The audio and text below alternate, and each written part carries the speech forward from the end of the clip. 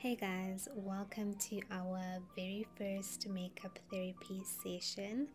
Grab your drink of choice. I'm having my coffee today, and yeah, let me just share what has been on my mind lately. So it's January, as the tweeps would say. I saw this trend on Twitter.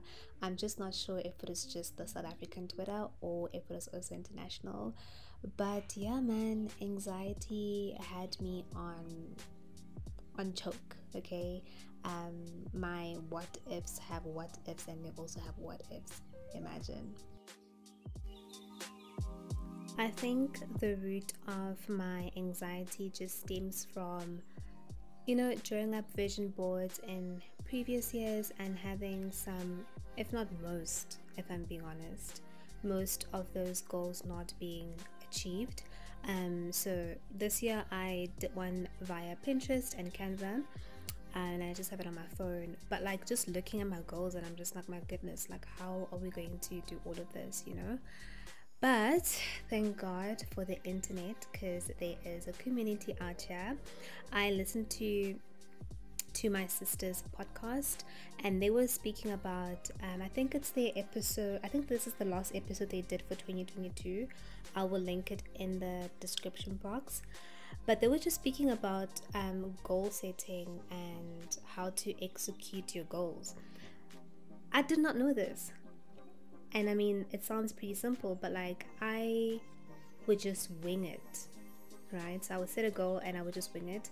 I did not have systems in place, because one of the things they touch on is having a system. Let's say your goal is to lose a couple of kilos, or yeah, kgs. So what's your system? What are you going to do on a day-to-day basis to ensure that you attain those goals? So yeah, for me, that episode was very much a blessing.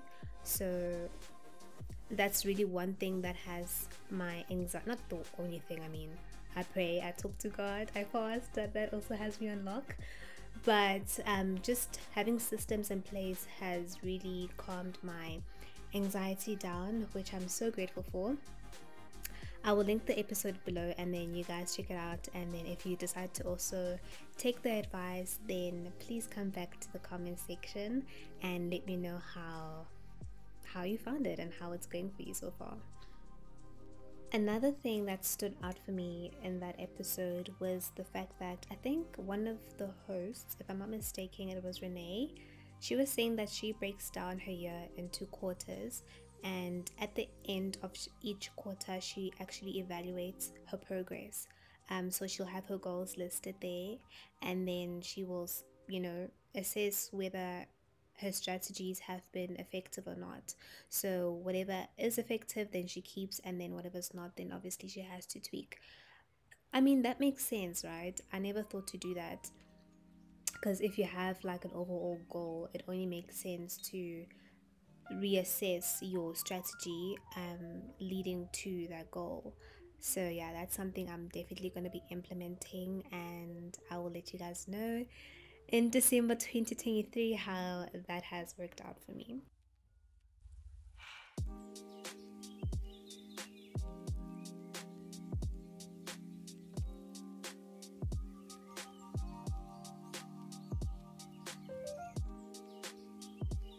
So I took a break from corporate. I know it's crazy, but for the longest time, I have been ignoring my true passion, and that is makeup and just photography. And not really photography, I wouldn't say I want to be a photographer, but I just like taking pictures and painting my face. I just like it. I remember art was like my favorite subject in primary school. That was my favorite thing to do. Even coming home, I would just draw pictures and color them. You know what I mean? And I remember my pastor was saying this. He said, if you want to see what your child's purpose is, or what's going to lead them to their ministry, just look at what they like doing, right? So from the ages of 12 upwards, just look at their behavior, and that should tell you where they'll be heading. So yeah, for me, that's beauty. So for the longest time, I remember since varsity, I would always like put it at the back and be like, no, it's not the right time. I need to get my degree. For those of you who don't know, I have a degree in accounting science. What am I saying? I have a degree in become accounting and an honors degree in accounting science. So you can imagine like beauty and accounting science are like worlds apart. So for the longest time, I had to almost suppress my passion just so I could have a safety net of a proper career. And that's not to say that accounting was all horrible. I mean, it is pretty hard, but you learn a lot. You learn a lot of practical lessons, especially if you're someone who has an interest in business. I think every business owner should at least have a basic knowledge on accounting and financial statements, income and expenses, assets and liabilities. But that's not the point. For so many years, I have just been suppressing my true passion, which is beauty. And honestly, I thought it would get better when I went into corporate. I thought maybe it's just the study, you know what I mean? But then I went into practicals, which were articles for me. And man, I was just like, this can't be it. At least for where I am right now in my life, I was so unfulfilled. So I prayed and I took the decision to just pause that for now and just focus on.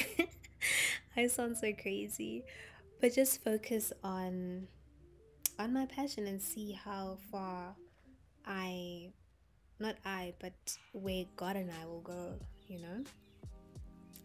I remember seeing a quote by John Henry, and he said, finding your passion is one thing, finding the bravery to pursue it is a whole separate matter. And that is so true. Like telling people that I'm leaving corporate to pursue beauty, making videos, what? It sounds like madness. Yeah, no one really, okay, shame, let me not say no one, but like initially everyone's reaction was, what? No, don't do it, not now, wait a couple of more years. And I'm just like, I mean, which is understandable looking at the economy and how things are going. It's completely understandable, but I've just reached a point where I just want to follow my heart. As long as it's not a sin before God, I just want to follow my heart and just see where that leads. If I fail, then it's a lesson learned, but I cannot be 50 years old and just wonder. I wonder how far I would have been had I pursued my passion. You know what I mean? So yeah, these are heavy things, guys. Heavy stuff. But I will say I am very proud of myself to take this step. Wasn't easy at all. But through the strength, through God, we took the leap, and we'll see where this road leads.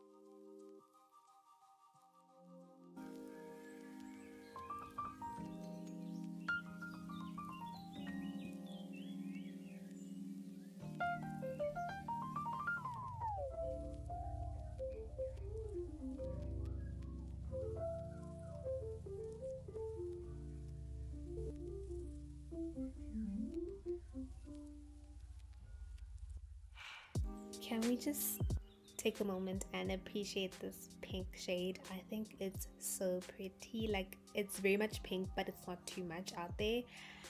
So yeah, I decided to go in with that green shimmer just to add a pop of color. I wanted something different, you know, something pizzazz. And yeah, this green was giving what I was looking for. Hey, like, it's very unusual, but then I love it. It's giving me summer vibes. For some reason, I'm just thinking of a watermelon. But very cute. I would actually wear this out like to lunch or something, or to like an event.